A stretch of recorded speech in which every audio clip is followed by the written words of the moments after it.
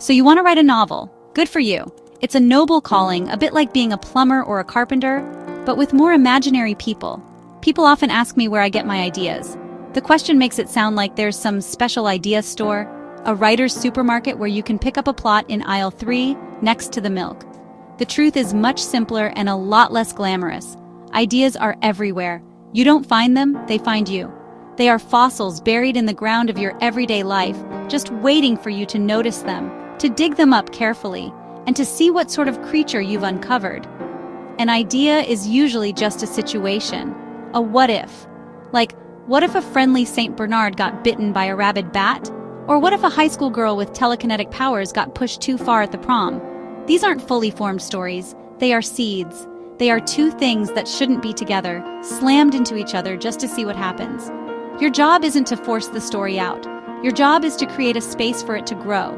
Pay attention to the world around you. Read a lot, live your life. The ideas will come. They float in the air, waiting for a writer to give them a home. Don't worry about finding a good idea. Just find one that interests you. The best ideas often feel a little bit dangerous. They make you nervous. They whisper to you at 3 in the morning. When one of these lands on you, write it down. A little notebook is your best friend. A note on your phone will do in a pinch. Don't trust your memory. Memory is a fickle, faulty tool, especially for the important stuff. The note might be simple. Writer trapped by crazy fan. That's all you need. It's the fossil. The real work, the excavation, comes later. For now, just collect the bones. The world is full of them. Don't wait for a lightning bolt of pure genius to strike you down. It doesn't work that way. Writing is work, like any other job. You show up for it. The muse, if she exists, likes to see you sweating. She rewards effort, not idle daydreaming. So look around. Combine two things you see: a lost dog and a traveling circus, a quiet librarian and a winning lottery ticket. See what happens. That's where the magic starts. Not with a grand plan, but with a simple, compelling situation. That's the bedrock of your story. The rest is just digging. Now you have your situation, your fossil. It's time to start writing the first draft. This is where writers tend to split into two camps. You've got your planners, the ones with the maps and outlines. They know every twist and turn before they write a single word. They have character biographies, detailed plot points, and a clear destination. They are building a house from a blueprint. Every wall, every window is planned. There's a comforting sense of control in this method. For some writers, it's the only way to navigate the dark woods of a long story without getting hopelessly lost. Then you have the other bunch, the ones I belong to. We can call them the discoverers, or maybe the pantsers, because they fly by the seat of their pants. We start with the situation and our characters, put them in a room together, and see what they do. We are excavating the fossil, not building from a plan. The story reveals itself as we write. It's a process of discovery. This can be terrifying. You don't know where you're going, but it can also be exhilarating. The story can surprise you, taking turns you never saw coming. Your characters can feel more alive because they are making their own choices, not just following your map. There is no right way or wrong way here. There is only your way. Trying to force a planner to write without an outline is like asking them to drive blindfolded. Forcing a discoverer to follow a rigid plot is like putting their story in a straitjacket. You have to figure out which method works for you. Maybe you're a bit of both. Maybe you need a few signposts but not a full-blown map. That's fine too. The important thing is to find a process that lets you get the story from your head onto the page. Don't let anyone tell you that their method is the only one that works. They're lying. The goal of the first draft is simple. Finish it. Just get the story down. It will be bad. It will be full of holes, bad sentences, and moments that make you cringe. That's okay. It's supposed to be. This is you telling the story to yourself. No one else needs to see it. You are shoveling sand into a box so that you can build a castle later. Don't stop to edit. Don't go back and polish chapter 1 100 times. Push forward. Write with the door closed. Write until you get to the end. The real work comes later. For now, just dig. You finished the first draft. Congratulations, take a break. Put the manuscript in a drawer and forget about it for at least 6 weeks. I'm serious. Don't peek. You need to come back to it with fresh eyes. When you do, you'll see it for what it is. A clumsy, misshapen thing that needs a lot of work. This is where the real writing begins. The second draft is where you turn the sand you shoveled into something resembling a castle. This is the editing stage, and it's not about fixing typos. It's about storytelling. It's about taking out all the parts that are not the story. Your main tool here is the delete key, or a red pen if you work on paper. You have to be ruthless. You will have written scenes and sentences that you love. They are clever, they are beautiful, they are your darlings.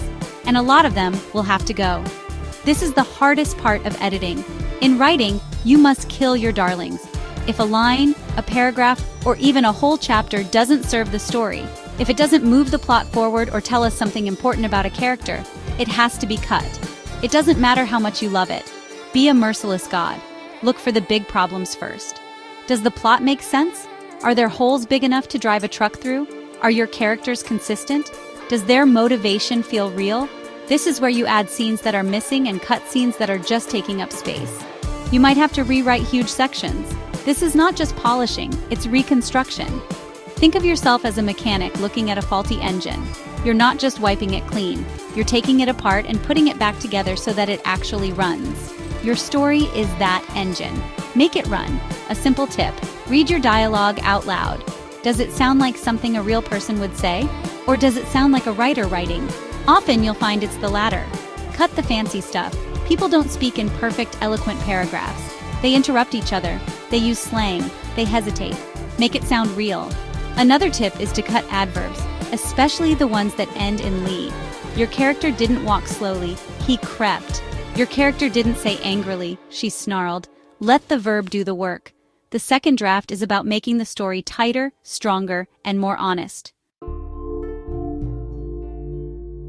Once you've taken your manuscript as far as you can on your own, you might feel like you're done. You're not. You've been living with this story for months, maybe years. You're too close to it. You can no longer see its flaws. This is where you need outside help. It's time to think about beta readers. These are trusted people who will read your manuscript and give you honest feedback. They are your first audience. Their job is to tell you what works and, more importantly, what doesn't. They can spot plot holes you missed and point out characters who feel flat. Choosing beta readers is crucial. Don't just ask your mom or your best friend unless you are sure they can be honest with you. People who love you often want to protect your feelings. They'll tell you it's wonderful, which is nice to hear but completely useless. You need readers who understand the kind of story you're trying to tell and can give you constructive criticism. Find other writers. Find people who read a lot in your genre. Give them specific questions to consider. Ask them where they got bored, where they were confused, or if the ending felt earned. Their feedback is a gift, even when it's hard to hear. After you've revised your manuscript based on that feedback, you arrive at a major fork in the road. What do you do with this book you've bled for? One path is traditional publishing. This means finding a literary agent who will represent you and sell your book to a publishing house. This involves writing query letters, facing a lot of rejection, and having a lot of patience. The benefit is getting in advance, having a team of professionals handle editing and marketing, and seeing your book in physical bookshops.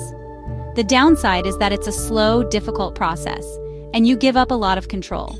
The other path is self-publishing. This route gives you complete creative control. You decide on the cover, the price, and the release date. You also get a much higher percentage of the royalties from each sale. The downside is that you have to do everything yourself or hire professionals to do it.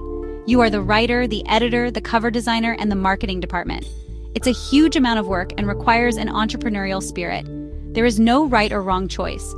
Both paths are valid. The important thing is that you wrote a book. You started with a fossil of an idea, and you dug until you had a story. That in itself is a victory. Don't ever forget that.